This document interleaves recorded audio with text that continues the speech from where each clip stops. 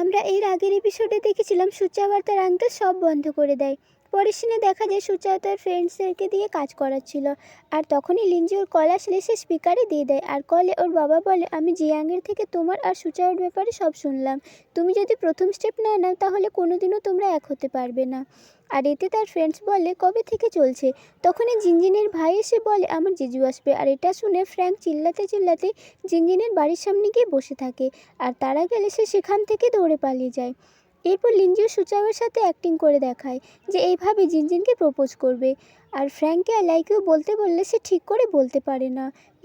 লিঞ্জিও সুচাওকে বলতে বললে সুচাও লিঞ্জিওর নাম নিয়ে আই লাইক ইউ বলে। লিঞ্জিও এতে খুশি হয়ে যায়। এরপর সুচাও ভাবছিল আমি কেন এরকম বললাম। তখনই লিঞ্জিও এসে বলে আই লাইক ইউ টু।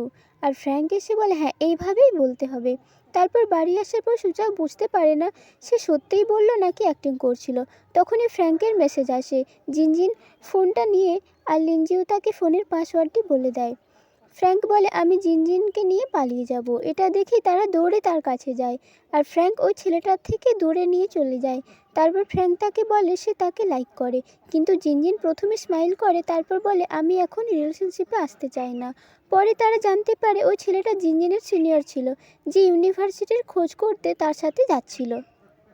এরপর সুচাও ফোনে লিঞ্জিওর সাথে মেসেজে কথা বলে আর সে তাকে মোমো বলে। লিঞ্জিও তো অনেক খুশি হয় যে সুচাও তাকে চিনতে পেরেছে। পরদিন তারা বাইরে ঘুরতে যায় আর তারা নেচারের আওয়াজ রেকর্ড করে। তারপর তারা একসাথে কিছু সময় কাটায় আর ফিরে আসে। এরপর লিঞ্জিওর বাবার মেসেজ আসে, সে লিঞ্জিওকে আসতে বলে। এরপর রাত্রে সুচাওয়ের আঙ্কেল বলে গ্র্যান্ডমা অসুস্থ, হসপিটাল যেতে হবে। পরের সিনে দেখা যায় যে গ্র্যান্ডমা মারা যায়। তারপর সুচাওয়ের আঙ্কেল ম্যামকে উইসিং রুমে নিয়ে যায় আর লিখে বলে তুমি কি আমাকে বিয়ে করবে? ম্যাম এতে রাজি হয়ে যায় আর কিছুদিনের মধ্যে তাদের বিয়েও হয়ে যায়। এরপর লিঞ্জিও একা বসে থাকলে সুচাও সেখানে আসে। তারা দুজন সেখানে অনেক মজা করছিল। আর তখনই লিঞ্জিওর বাবা চলে আসে। লিঞ্জিও হঠাৎ তার বাবাকে দেখে অবাক হয়ে যায়। পরের সিনে তারা সবাই খাবার খাচ্ছিল। তখন লিঞ্জিও তার বাবাকে বলে আমি শহরে যেতে চাই না, আমি এখানেই থাকবো। আর এতে তার বাবা রেগে গিয়ে তাকে অনেক কথা শোনায় আর বলে তোমার কোনো মূল্য নেই, তুমি মূল্যহীন ছেলে। সুচাও এটা শুনে বলে আপনি এরকম কি করে বলছেন? তখন তার আঙ্কেল তাকে বুঝিয়ে চুপ করিয়ে দেয়। তারপর সুচাও লিঞ্জিওকে বলে তোমার বাবা কি করে বললো যে তোমার কোনো মূল্য নেই? লিঞ্জিও বলে আমি তো সেই 10 বছর থেকে এটা শুনে আসছি। সুচাও এতে রেগে যায়। সে তার বাবার কাছে গিয়ে বলে লিঞ্জিও মূল্যহীন ছেলে নয়, সে এই গ্রামের কত কিছু হেল্প করেছে সব কিছু বলে। আর তাকে অনেক হেল্প করেছে, সে সব কিছু একটি নোটবুকে লিখে রেখেছিল। আর তার বাবাকে বলে ওর সিঙ্গার হওয়ার ইচ্ছে, তো ওকে সিঙ্গার হতে দিন। লিঞ্জিও নেচারের আওয়াজ নিয়ে একটি সঙ্গ বানিয়েছে।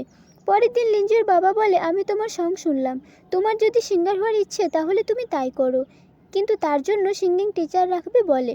কিন্তু লিঞ্জিও যেতে চায় না, সুচাও তাকে যেতে বলে। পরের সিনে দেখা যায় সুচাও যখন কাজ শেষ করে ফিরে আসে তখন দেখে বাড়িতে কেউ নেই। তো ভেবে নেয় যে লিঞ্জিও ফিরে চলে গিয়েছে। আর সে বাচ্চাদের মতো শুয়ে শুয়ে অনেক কান্না করতে থাকে। কিন্তু তখনই লিঞ্জিও চলে আসে আর বলে সে তার বাবার সাথে ঘুরতে গিয়েছিল। তারপর সুচাও তাকে আবার ফিরে যাওয়ার জন্য বলে আর বলে আমিও শহরে কলেজে যাব, তুমি আমার অপেক্ষা করো। আর তারা দুজন প্রমিস করে। এরপর রাত্রে সুচাও কান্না করলে লিঞ্জিও এসে তার ছোটবেলার ভয়েস শোনায়।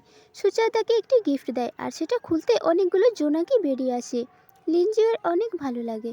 পরদিন লিঞ্জিও চলে যাওয়ার সময় সুচাও কান্না করলে লিঞ্জিও এসে তাকে জড়িয়ে ধরে। তারপর বাই বলে সে চলে যায়। তারপর সুচাও আর তার ফ্রেন্ডস অনেক পড়াশোনা করছিল।